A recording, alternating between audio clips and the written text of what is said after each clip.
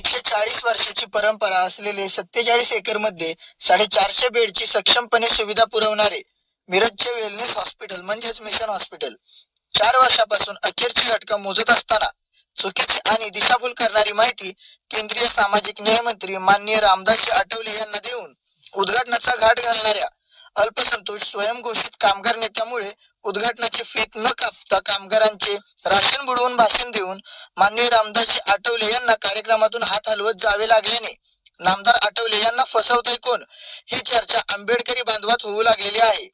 सविस्तर व्रत आणि रिपब्लिकन वैद्याच्या माहितीनुसार 1 वर्षापूर्वीच मिरजेच्या मिशन हॉस्पिटल वेल्लोरला चालवण्यास देण्याबाबत काही सुज्ञ मंडळींनी औपचारिक बैठका घेऊन करार केला होता असे समजत आहे।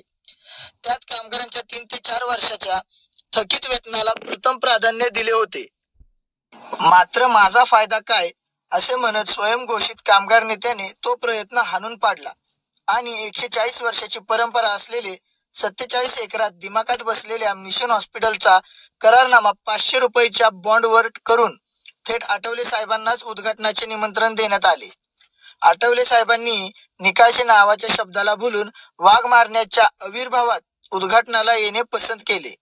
कामगार नेत्याने हुरळून जाऊन भली मोठी निमंत्रण पत्रिका छापली। त्यामध्ये उद्घाटक म्हणून देशाचे सामाजिक न्याय मंत्री माननीय नामदार रामदासजी आठवले साहेबांसह सांगलीचे पालकमंत्री चंद्रकांत दादा पाटील, सांगलीचे खासदार माननीय विशाल पाटील, माननीय आमदार भाई जगताप, नॉर्थ ईस्टचे चेअरमन अनुप दादा शेटिया यांना निमंत्रित करण्यात आले।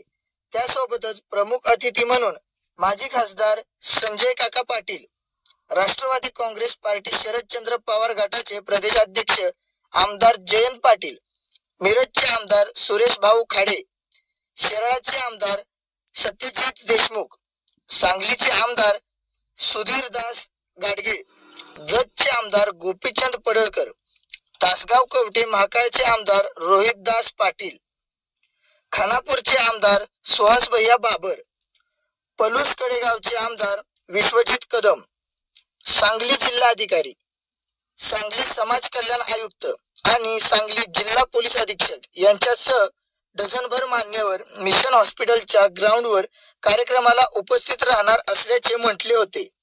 मात्र जागरूक ख्रिश्चन समाजाचे जॉईंट चॅरिटी कमिशनर कडून स्टे आणल्याने कार्यक्रमाचा फियास्को झाला।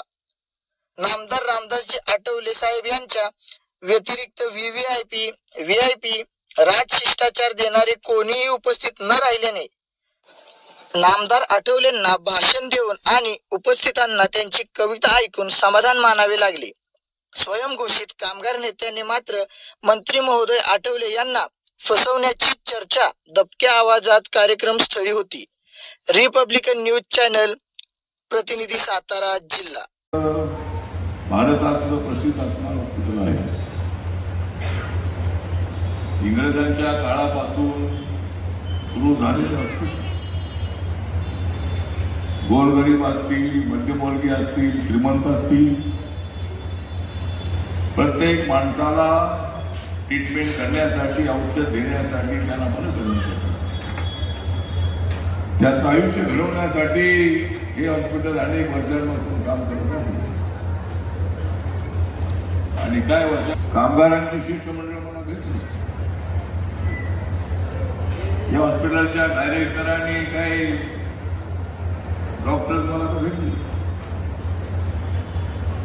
आणि विनोद निकाळजे यांच्या प्रयत्नाने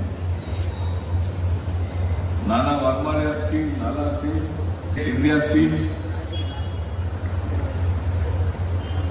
म्हणजे माझ्या गळ्यामध्ये अनेक वेळेला पडत असतात फुलांचा नाला आणि माझ्या बाजूला गुरु आहे नाला।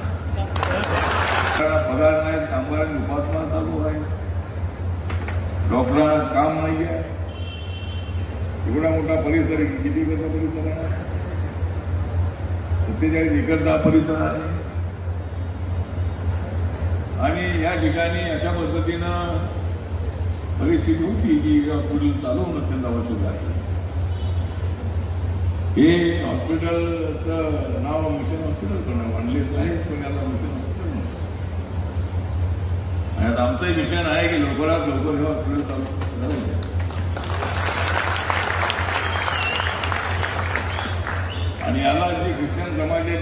दिल्लीची संस्था आहे, त्यांनी सुद्धा मान्य केलेली आहे. त्यामुळं आम्हाला काय या ठिकाणी वाद करायचा नाही. मी कधीच कुणाशी वाद करत नाही. मी कधीच आत्ता किंवा कधी तुम्ही टाइम सांगा, वॉन्डेजच्या गेटवर आपण रोडवर बसू, माझी पण कागदपत्र टाकतो आणि तुमची पण घेऊन या. तर मला नाही सगळ्या समाजावर तुमचा चेहरा आणला तर मी सतीश वायदंडे सांगणार नाही मग. आणि मी बहिणाबाई वायदंड्याचा नातो आहे, दादू वायदंड्याचा नातो आहे, दत्ता वायदंड्याचा नातो आहे आणि ह्या समाजाला माहीत आहे. मुलगा आहे. Wellness hospital Miraj medical centre आम्ही सर्व कामगार गेले 4 वर्ष झाले आम्ही ते चालू कशा पद्धतीने होईल याची आम्ही वाट पाहत होतो. तर आज ख्रिस्ती समाजानंच आम्हाला रोखून धरलं होतं. फायद्यापोटी, पैशापोटी, जमीन विकण्यापोटी अशा पद्धतीनं आमच्या कामगाराचा 4 वर्ष झालं छळ चालू आहे. आणि आम्हाला सांगण्यात आलं 18 तारखेला की 26 तारखेला या तुमच्याबरोबर चर्चा केली जाईल, परंतु ते आता अंदमान निकोबारमध्ये आहेत असं सांगतायत. आणि कालपासून आम्ही इथं थांबलोय. आज तारीख 27 आहे. आम्ही जोपर्यंत त्यांनी येऊन आमचा निर्णय लावत नाहीत त्याशिवाय आम्ही हलणार नाही या इथनं ऑफिसमधनं, आणि कोणतंही काम आम्ही करू पण देणार नाही जोपर्यंत 450 कुटुंबाचा निर्णय लागत नसेल. 17 कामगार मेलेत, त्यांचा निर्णय लागत नसेल तर या CNIला या इथनं हद्दपार केल्याशिवाय आम्ही राहणार नाही. म्हणून आज आंदोलनाचा भाग आम्ही असाच सुरळीत ठेवणार, पुढे ठेवणार जोपर्यंत आमच्या पोटा प्रश्नाचा, आमच्या संस्थेचा 3.5 वर्षाचा थकीत वेतनाचा जर निर्णय लागत नसेल तर कुठलाही निर्णय आम्ही घेऊ देणार नाही. कामगार एकजुटीचा, कामगार एकजुटीचा, कामगार एकजुटीचा. अशा व्यवस्थापनाचं करायचं काय? एव्हान आमच्या दवाखान्याची संचालिका प्रभा कुरेशी ही या खुर्चीची लायकीची नाही म्हणजे आतापर्यंत गेल्या 130 वर्षाचा जर इतिहास काढला तर प्रत्येक ज्यांनी आता ही पदभार स्वीकारलेलं आहे इतकं अगणित, इतकं सुंदर स्वतःचं जीव पणाला लावून तिने आपलं हिचं जी डायरेक्टर पोस्टचं इतकं तिने सुंदरी केलेलं आहे. ही प्रभा कुरेशी नालायक त्या खुर्चीच्या पात्रेचं नव खुर्चीच्या लायकीची पण नाही, त्याच्या समोर जाण्याच्या लायकीची पण नाही. ऑफिसमध्ये बसते ते लाज वाटली पाहिजे होती. 3.5 वर्ष 4 वर्ष झालं तिनं कोणतेही काम केलेलं नाही आहे.